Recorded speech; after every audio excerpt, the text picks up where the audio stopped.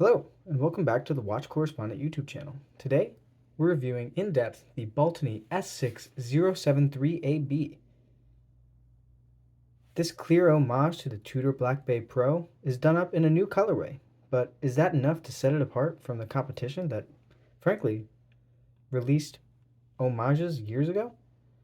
Let's start off with an overview of the entire watch. Starting off with the dial, this off-white colorway gives it a really vintage look, although that date wheel at 3 o'clock is not color matched. What does match the vintage appeal is the heavy patina that's been applied to all of the lume. That lume, Swiss Super Luminova. It's a GMT today, so inside is the Seiko NH34. Looking at the case, it's really a classic design here. It's really stealing a lot of the sports and tool watch aesthetic that Tudor originally designed, and it works well, of course. There's a reason the original watch sold so well. It's because it looks great. A fixed bezel adorns the dial with, of course, those GMT markings.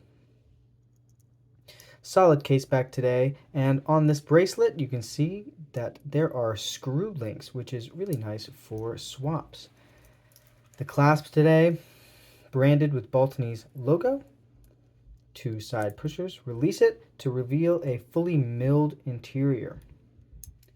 Now, it's a tool watch, so you'd want it to have decent water resistance, and there is 200 meters here. Part of that probably due to the beefy screw-down crown that adorns the case at 3 o'clock.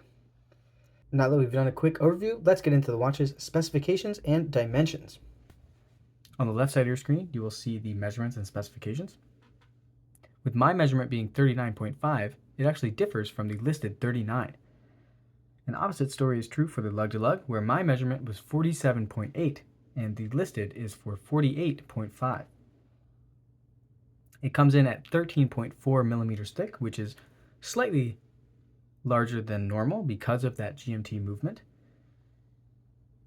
The case is made of 316L stainless steel, and so is this bracelet. Has a standard clasp on the bracelet as well. Sapphire crystal with a very healthy coating of AR anti-reflective coating, which works wonders. The Baltany AR coating has been renowned by other Chinese watch reviewers as being some of the best that we've seen around for the price. Inside is an NH34, which is an automatic Seiko movement that is a GMT. Now this is a recently released movement, and since it has been released, it has stormed the market of affordable watches. If you're going to get an automatic GMT, chances are, in 2024, you're buying an NH34. Water resistance of 200 meters, and part of that is due to the screw-down crown. The dial here is off-white, but it also comes in a black version. And on that dial, there is Swiss Super Luminova off-white lume. Healthy coating as well, and for those who are interested, there is also a strap version available with a leather strap replacing the 316L stainless steel bracelet. And the place I like to start reviews is on heritage. I've given Baltany a score of 4 out of 10 in the past, and I think that stands true. While some may argue it's a Chinese brand and therefore there's not very much name recognition, I would argue that in the past couple of years, brands like Baltany have only been getting more popular and garnering more of a reputation. Brands like Baltany and Saint Martin are undoubtedly the top of the food chain in this segment of the market, so I think 4 out of 10 is more than fair. For value, I once again give Baltany a high score for this watch. A 7 out of 10 is received. Now, it's no secret that brands out of China often have really great value propositions, getting away with higher quality materials and better components for an even lower price sometimes, not even just the same price. And this is no different. The likes of which from Seiko would easily double, maybe even triple the price. Now, I'm not going to give this a 10 because brands like its competitors in Saint Martin actually have released very similar watches to this, actually homaging the same exact model from Tudor. Let's look at this on the left hand of the screen, the SNO054 from Saint Martin. Now, that watch, while it did retail for a similar price as this is, that watch has been out for a while, and if you look today, This is $220, while that is on sale for maybe $150. So while they do retail for the same, because this watch has been released so much later on, the San Martin life cycle has already started spinning its wheels and it's already on sale. Now, once again, you have to compare it to the original, which is the Tudor Black Bay Pro, and that comes in at $4,225. So in that regard, either of these watches are excellent value. Let's talk now about the case. Part of the appeal of watches in this segment, tool watches, is that they are quite basic in their construction and are therefore able to take a beating before they look really beat up. Now, while that is nice, it means that this case isn't all that complicated and it's all sort of basic. You see a brush finish applied almost everywhere except for bevels, which are, of course, polished. You can see that on the side of the bezel. The markings in that fixed bezel are marked in black paint. And the case back is sterile. All brushed once again. A screw-on case back, really nothing to look at. Now, of course, that is the style, but I do have to dock it a couple points. This case is only going to score a 7 out of 10. Inside the case is arguably this watch's weakest component, the dial and handset. Now, I'm not saying it took any risks that didn't pay off, because it didn't take any risk, right? This dial is a flat color with their name printed on it.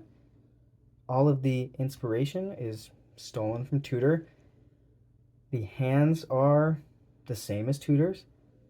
So why do I score this so low? Well, A, this off-white color really does not go well with that super faux patinaed lume.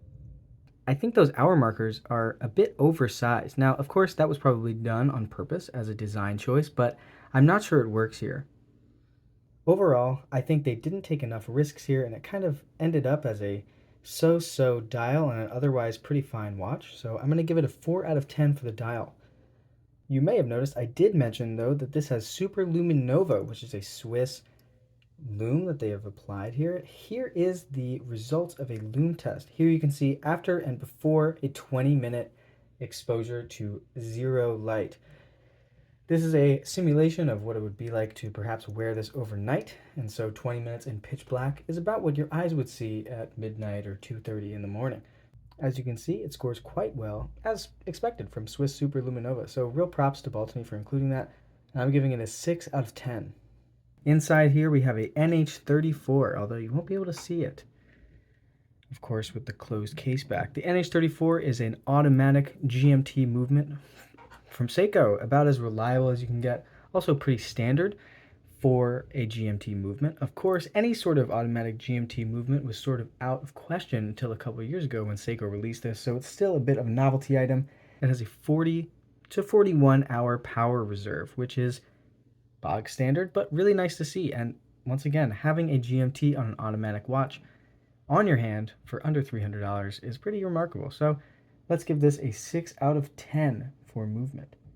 Moving off the head of the watch is the bracelet. Now, here we have a stainless steel bracelet. Of course, as I mentioned earlier, there is a strap option as well, but that is just a leather strap. So let's talk about the bracelet instead. As you can see, polished sides, but brushed everywhere else. Going around, fully milled clasp, which is really nice to see. I will say, sometimes the snap doesn't quite happen on the first try, so you might have to press a little bit on that clasp, but I think that might be a milling problem with my unit, so I will not dock it against them. There is 3 levels of micro adjust, which is okay. You know, I really love to see 5 levels, or perhaps even an advanced clasp with some sort of glide on it, but that's okay. Baltany branding right there on the clasp as well. Brushed on the top, brushed on the sides, and there is a bevel right there, which is polished.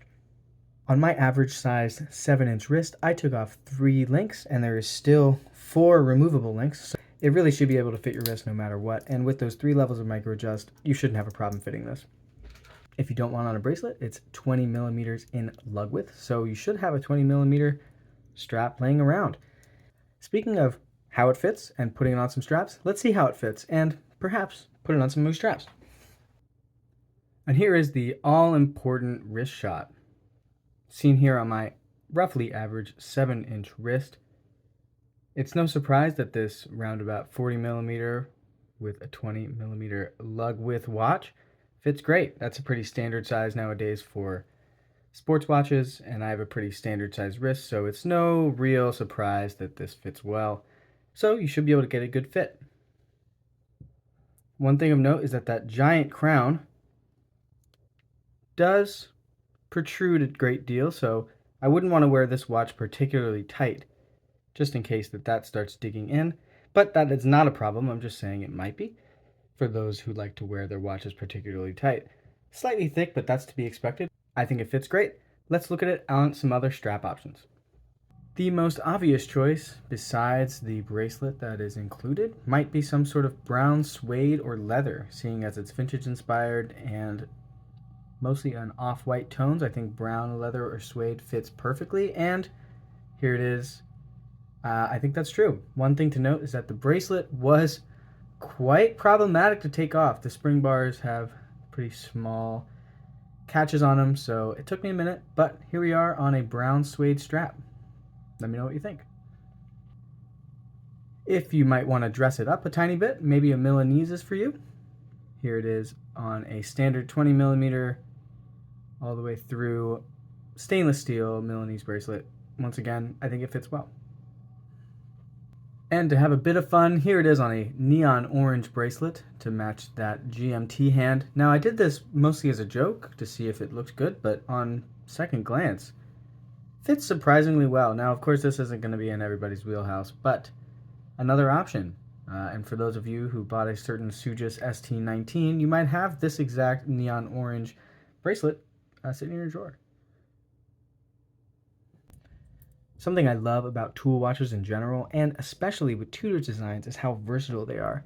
They are tough enough to be worn anywhere, and with the water resistance to go with it, and yet subdued enough to fit in anywhere. You can wear it to work, you can wear it to fancy events, just as well as you can wear it to the beach. And that's no different here. I really think this watch does a great deal in terms of versatility. The only reason I could see arguing against that is, of course, that bright orange GMT hand. So I'm going to give it an 8 out of 10 for versatility. Now, the dreaded category for many Chinese brands, originality. Now, cutting to the chase, I'm giving this a 1 out of 10 for originality. Let's put it next to the Tudor Black Bay Pro. Not a lot to spot in terms of differences. Well, Tudor is not available in a white or off-white. And also, perhaps the indices are slightly larger. Even things down to the upside down 8 at the 18-hour mark on the GMT bezel are still present in the Baltany. It really is a one-to-one copy besides ever so slight changes. Scoring a 58 out of 100, the Baltany S6073 scores quite highly. In fact, a 58 is my second highest score I've given out, bested only by a different Tudor homage. Of course, that one being the Watch Dives WD 1970S, homaging the Tudor Black Bay 36. So, what do you think? Do you think Baltany have screwed up by waiting this long to release a Black Bay Pro homage, or do you think this wins you over? Are you going to be buying it? Let me know in the comments. And until then, have a good day, and be sure to check out future videos.